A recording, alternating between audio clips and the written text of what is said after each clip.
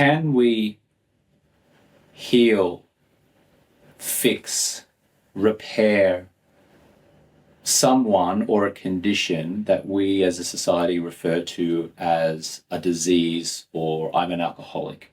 Let me put it another way. There are millions of people all over the world saying, I have a disease, I'm an alcoholic.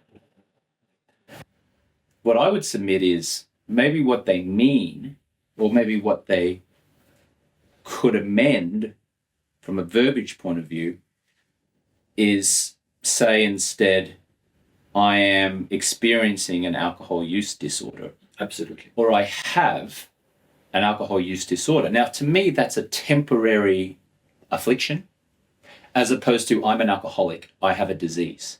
That to me implies that they can't do anything about it. They genetically inherited this disease and they're an alcoholic, therefore they can't drink under any circumstances or their life goes to hell. I guess my question is, are those people who are saying that wrong? Are they mistaken?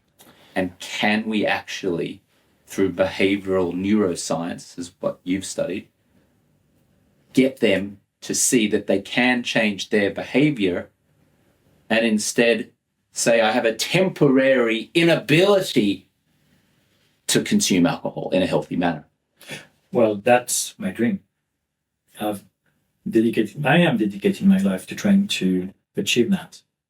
I'm afraid I may not be successful, but I really hope as a community we will eventually. So there are two questions in your question to some extent. Is an alcohol use disorder or a substance use disorder a chronic illness? Is it a disease? And can we treat it? So when someone has cancer, someone has a disease. And it's not necessarily genetically inherited. And yes, we can treat cancer. And someone can be cancer-free. So having a disease doesn't mean that you have it for life.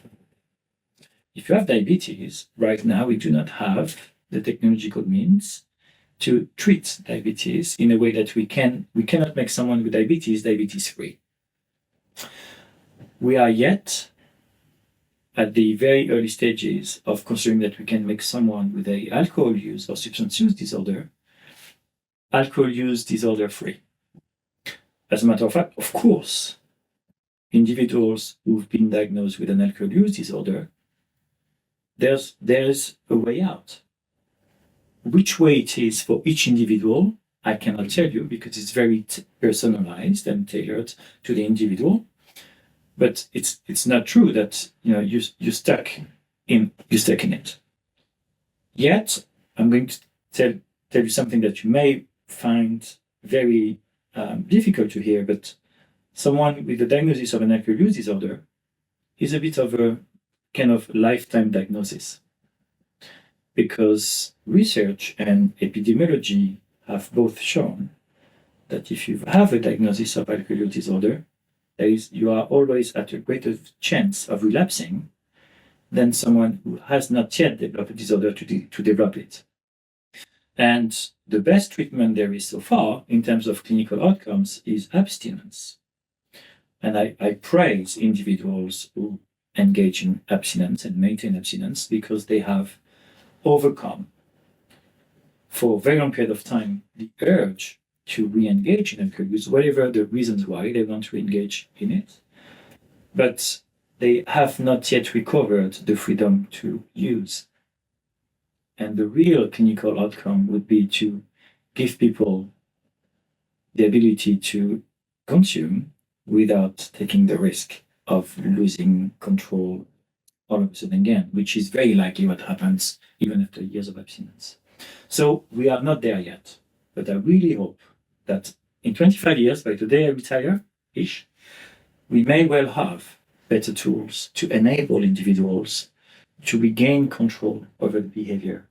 And I'm not very satisfied with the idea that someone who has lost the freedom to say no, as an alternative, we give them the absence of freedom to say yes.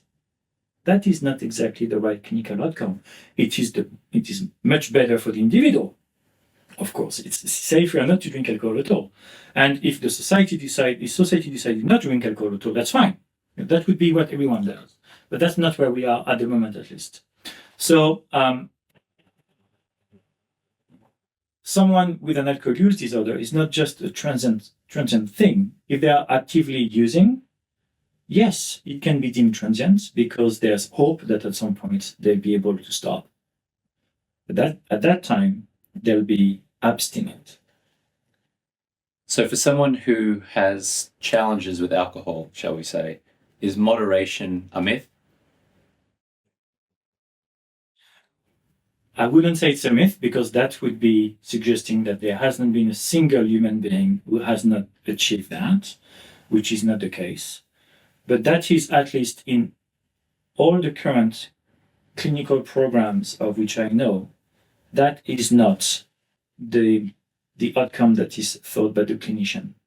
The outcome is abstinence because we still do not know how to accompany people to regain control. We still do not know how to do that. Of course, some people will be able to do it by themselves sometimes, with the help of their peers, relatives, a particular AA, for instance, may well help. But this has not been studied enough, and there's no trend extracted from these very personal experiences that would enable me to tell you, this is what you do. No, we are not there yet. What is the best clinical way to treat someone with an alcohol use disorder?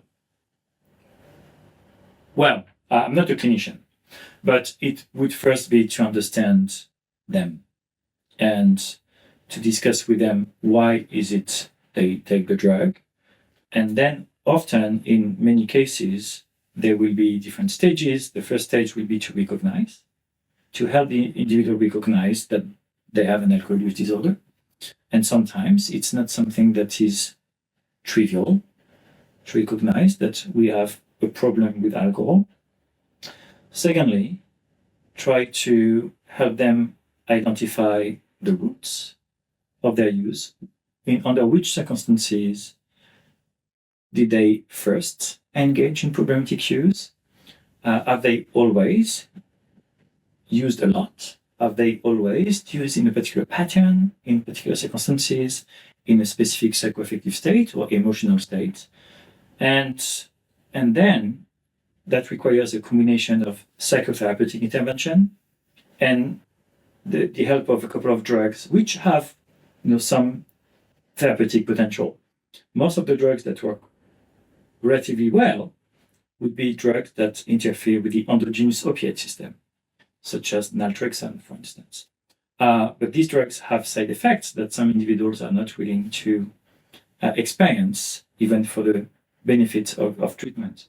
So it's a very individual experience. There's no recipe, there's no standard protocol. There are standard protocols for rehab, but if rehab worked very well, then people would not necessarily relapse. So there is a standard protocol, and then it all depends on the individual, their motivation, their past experience, and a real tailored, personalized approach, which nowadays lacks a biological understanding of the disorder. My hope is one day we'll be able to identify biological markers that will enable us to identify the right strategy for the individual at that moment in time. Again, we're not there yet. If you'll allow me, I'd like to share a little bit about my organization and our attempts to help people to stop drinking alcohol. The organization that I head is called Alcohol Free Lifestyle. We have a 90-day stop drinking program and process, which is called Project 90. In Q1 of 2023, the University of Washington in Seattle in the United States conducted a scientific study on our 90-day stop drinking process. We had 163 participants, and they went through our process for helping folks stop drinking alcohol. The results were a 98% reduction in drinking from folks going through that process. Now, I'm happy to walk through what we do to try to coach our folks and rewire their mindset around alcohol. Before I do that, I want to compare that to what I've read regarding Alcoholics Anonymous. And I'm not here to, criticize AA. I just want to use it as an example. So AA has a reported 7% success rate in terms of helping people get at least a year power over their drinking habits. You're nodding your head in approval, which means you're aware of the limitations of, say, AA. So I guess my question is, what would lead one process to result in a 98% reduction in drinking and another process results in a 93% failure in reducing drinking? Like, I know you just kind of touched upon, it's an individual prospect, but is there anything that we can surmise based on two different group dynamics having such completely different results? Well, I would find it very difficult to answer that question right now because I would need to have a look at the data per se and try to understand whether some individuals or most of the individuals in your program have completely stopped or whether all of them have decreased and regained control. If that is the case, this is incredible. And I wish I had been involved in that study because it is groundbreaking. Then what is the extent to which the participants in your program and the very wide and diverse community that is enrolled in AA differ? Are there more severe individuals in one than the other? Are the individuals in AA, characterized by having more comorbid elements? So often alcohol use disorder or substance use disorder are not isolated disorders. They come with a constellation of other psychiatric conditions called comorbid conditions, such as abnormal anxiety or pathological anxiety or depression or PTSD. To what extent were the populations different with regards to these comorbid elements? Can you predict the response to treatment when a particular type of individual enters your program? That I think would be incredibly useful to know. At face value, I take it and I think it's amazing. I don't have enough data to be able to actually scientifically, critically assess the discrepancy between both. But clearly, AA helps some. I think it's never harmed anyone, but there are clear limitations to these kind of approaches to alcohol use disorder. Yes. Yeah, I'd be happy to send you the white paper that the University of Washington produced as a result of that. I have my own hypotheses as to why it was so successful. It includes a couple of things, which I'll reference here because maybe it triggers a thought from you. We really identified people who identify as high performers. So let's say an entrepreneur or an executive. It was a specific like-minded group of people. And I think that differs from, say, going to an AA meeting where you might be an entrepreneur or an executive, but you're sitting next to a 19-year-old meth addict who's holding up gas stations and has had 17 DUIs, who's been arrested 5 times or been to prison. How can you relate to that person? Absolutely. Whereas our methodology really does curate a specific demographic of person. So I'm wondering, based on your research, how important is stopping drinking or overcoming any addiction in a like-minded group of people? Not just a group of people, but a like-minded group of people. Have you seen any data to suggest that that is incredibly more effective than the alternative? Well, I guess here it would be the interaction of the characteristics of the population and the nature of the program. It could well be the case that your program may not work at all on another population. I wish it did, but it may not work on a different population. So it is not clear to me how we can identify specific programs that would be administered to identified populations without prior experience. So here, in your case, you've established a very strong proof of principle that your program administered to a particular population of individuals who have AUD works very well. And that is one of the problems of the clinical and preclinical research on substance use disorders, is that there never is, at least objectively, consideration of a subpopulation that may well respond more than another in a particular clinical trial. What we look at is whether there is an effect or not of whatever the treatment is on the population. And we may need more granularity in the way we assess the therapeutic potential of whatever treatment we want to develop, and see whether we can identify subpopulations that respond extremely well. In your case, it's been designed, perhaps the program was designed to target these populations. For the future, that may well be the way we need to go. Determine populations that respond more or better than others, and see whether we can find biological or behavioral determinants that characterize that population, such that when the treatment is administered, what you call like-minded could be people sharing similar neurodevelopmental profiles in terms of interactions between genes and environment. See, it doesn't have to be sociocultural.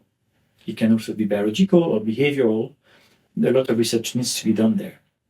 I'd love to make available the study results to you, and hopefully it can be a catalyst for ongoing research in your endeavors.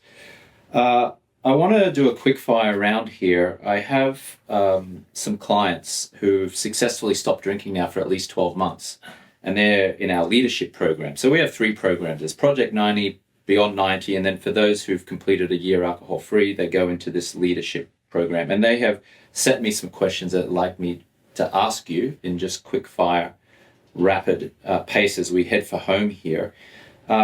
This question came in: what is the general time frame to see the brain recover from long-term alcohol use disorder? It depends on the alterations in the brain that you are looking at.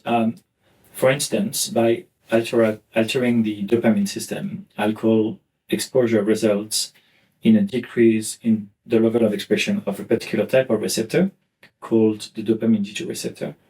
And after 3 months, you start seeing a rebound. There are other alterations, which are, for instance, the actual size of part of your brain. So the prefrontal cortex kind of shrinks a little bit when you take too much alcohol, and the part of the brain that is important for habits gets slightly bigger. These alterations take 6 months to 3 years to disappear.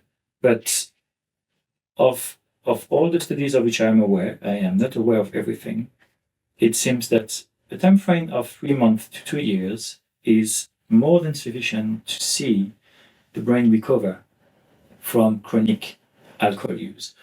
Some alterations that may remain hidden will take longer, especially if alcohol use was so severe that it resulted in metabolic disease, such as liver disease.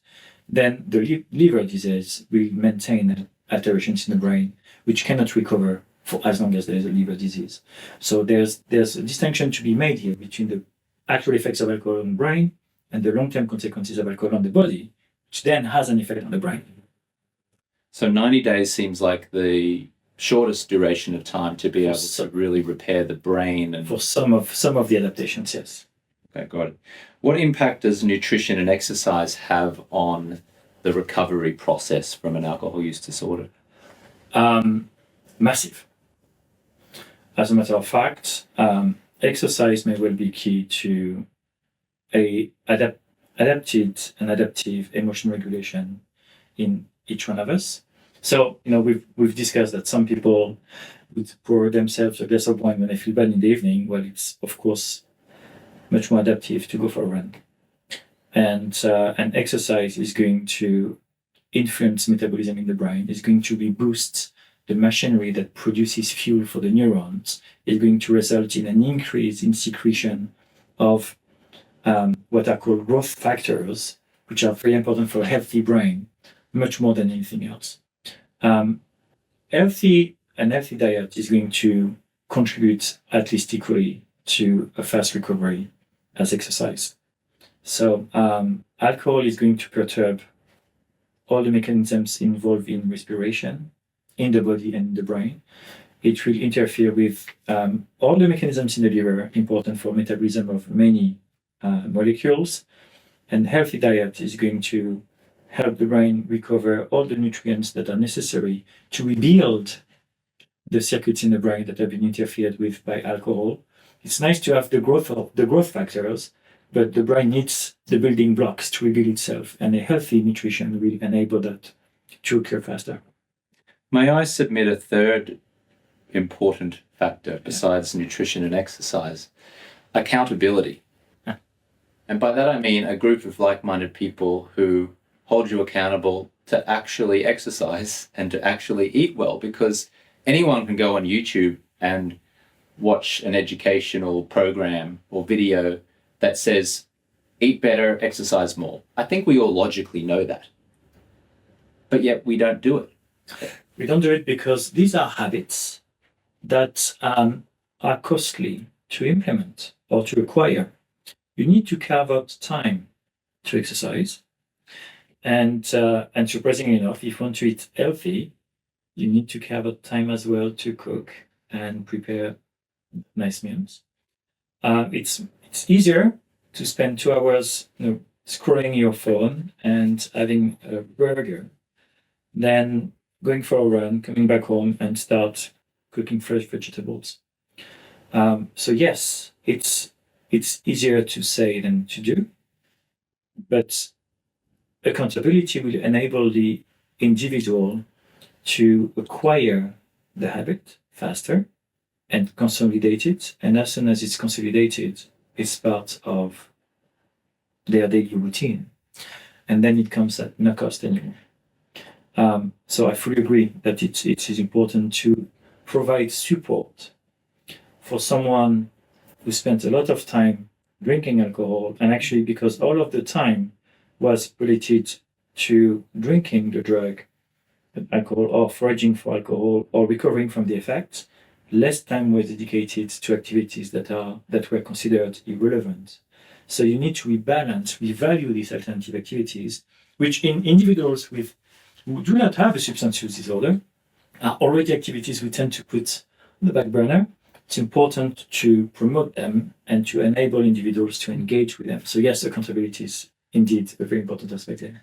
This is a question from one of our leadership clients. And for context, she experienced a lot of trauma when she was younger. She was involved in a university campus shooting.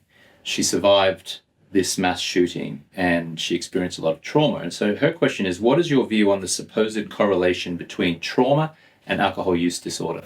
Well, it's not a supposed correlation, it is there. Trauma is going to be associated with negative affective states that most of the time are experienced by the individual alongside an inability to engage in adaptive coping strategy, because the trauma is so profound, then exercising or engaging in healthy pursuits is not sufficient to overcome the pain. And then one may well engage in drug use because, as we discussed, it is an easy way, or at least it is perhaps at that time the only way to numb that pain. The relationship between trauma in the neurodevelopmental period of someone in life and substance use disorder is massive. Some strategies that are burgeoning now, such as mindfulness, seem to have a promising future for the treatment of substance use disorders or alcohol use disorder, because they may help individuals having experienced trauma to reappraise that experience and break free from the iron clause it has on the individual. Trauma is something that actually makes you a prisoner of your past history. And so there may well be new strategies, at least applied more recently to the field of substance use disorders, that could help with that. Another client here asks a question. How does the healthy mind manage risk assessment? Smoking versus wearing a seatbelt versus sun exposure versus drinking versus driving a fast car versus other high-risk behaviors, and what affects those decisions? So the question is, how does the healthy mind manage risk assessment? Wow, that would take me some time to address. Because in many of these examples that were taken here, there is an interesting element which is called cognitive impulsivity or daily discounting. I can give you an everyday life example. If I offered a large population of healthy human beings the choice between receiving £10,000 in 2 weeks or £50,000 in 3 weeks, or in 3 years, and let's say that this population is on the same socioeconomic scale, so none of these individuals need that money. There will be some individuals taking the £10,000 in 3 weeks. The net result is that they've lost £40,000 over a period of 3 years. Yes? Yes. Why? Because the value of things decreases over time. That is called daily discounting. It occurs across species, and we are not immune to it. So if I tell anyone, if you smoke now, you may have cancer in 40 years, the hit I get now, I don't know what it is to experience the hit of smoking because I've never smoked, but the hit I get now overvalues this long-term consequence. Interestingly, if I'm not mistaken, I think you're from Australia, aren't you? Yes. Australia introduced another strategy for management of smoking, which is if you smoke now, you're ugly now. If you smoke now, you're ugly now? Yeah, smoking makes you ugly. Smoking makes you ugly. And that was a public health strategy that worked much better than all the other strategies when you put pictures of lungs or throats 40 years down the line, because the long-term consequences are discounted. So long-term consequences are discounted, but short-term consequences are absolutely given priority. Absolutely. So if I say, warning, stopping drinking alcohol makes you better looking, is that enough of a short-term reward to trigger people into stopping drinking alcohol? It may well work in those who have mild alcohol use disorder. As a matter of fact, all of these strategies, once again, they target those potentially at risk, those who have not developed the full-blown disorder. But someone with a substance use disorder, smoking or alcohol, would not even pay attention to these messages. So they would pay attention to the drug cues. So if you show them a pack of cigarettes, they won't see the pack. They picture what's inside. So they won't even respond to it. But one strategy to actually making sure that people will move away from alcohol is say, yes, if you drink, you won't have a beautiful skin, or you have a red nose, or right now. So appealing to some extent narcissism or self-esteem right now, at least from the data we've had from the Australian campaign, works much better than the consequences in 40 years, because it is irrelevant right now. So in some of the examples that were given by your client here, it's driving fast now, dying. Well, the likelihood of dying is still small. If I've got a fancy car, driving now is high arousal that I experience. That is what I'm going for now. So there are different types of decision making. How do we decide between two things right now that we can get right now? Or how do we decide between something now, immediate, and something that has a consequence in 40 years? So for instance, I can ask you, if you, let's say you like a particular type of apple and a particular type of pear exactly equally, you like them both, so they have the same value, how do you choose? I just pick one because I pick one.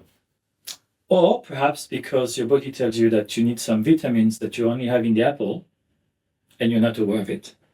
So, or you'd say, well, last time I had the apple, so I'm going for the pear.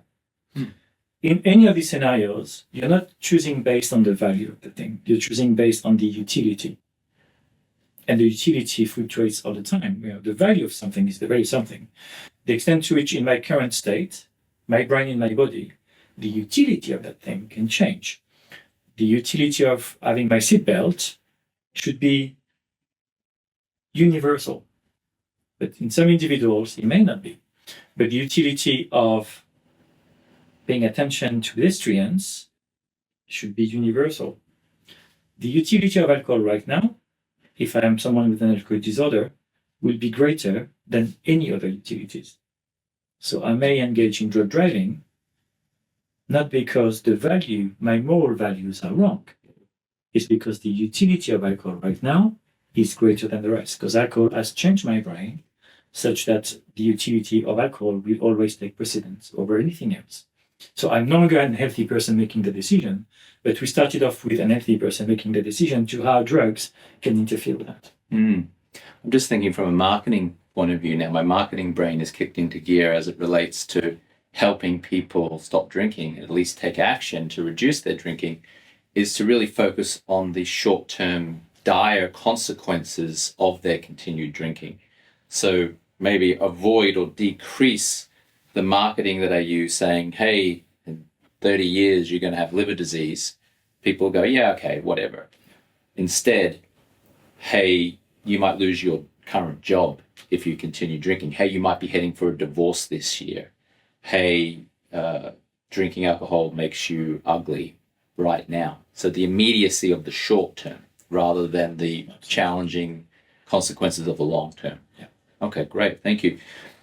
2 more questions here as we finish up here. We're talking to Professor David Belin, Professor of Behavioral Neuroscience at Cambridge University, who is a specialist in impulsive compulsive disorders, such as alcohol and drug addiction, although let's just call it drug addiction, which includes alcohol. I think that's a better way of saying it. Second last question here is from a client. What is the most important thing you want us to know about alcohol and how it affects us? Alcohol hijacks your brain in a way that you will no longer be the owner of your decisions. Explain that. That it changes the way we compute information. It changes the way we compute utility of things. It changes the way we are conscious of our urges. And it forces our brain to make decisions outside the realm of awareness or consciousness that will always be in the interest of alcohol. So you become a vessel for the perpetuation of alcohol drinking. That's what it does. And none of that sounds good. No. I could not praise the positive effects of alcohol because I can't see any positive effects. Since, as we discussed earlier, I do not know who may well be vulnerable to losing control over alcohol use. As long as I can tell it's safe for you now, it's not safe for you in 2 months because you've experienced this, or it's not safe for you now, I can't praise any positive effects of alcohol. I'm sorry. I mean, that seems shocking to me when we compare that to society's acceptance Absolutely. of alcohol.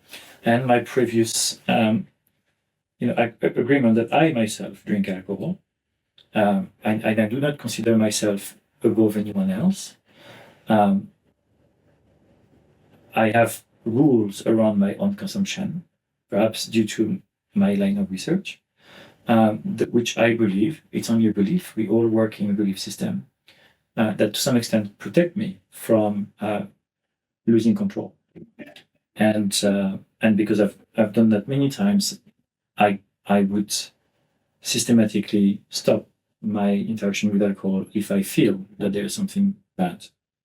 But that's my line of research. I think about drugs 16 hours a day, 7 days a week, and I've done that for 20 years. That is not necessarily the case of everyone. So no, alcohol is dangerous. all drugs are really dangerous.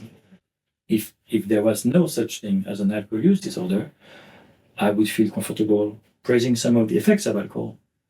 But I do not know who it is I'm talking to, and I could not even tell them, even if I knew them, if they would be vulnerable to developing an alcohol use disorder. How can I praise it? I can't.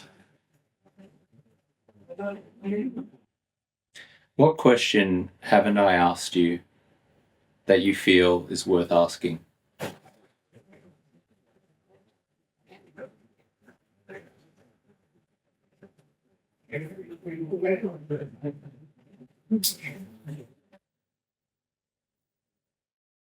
How can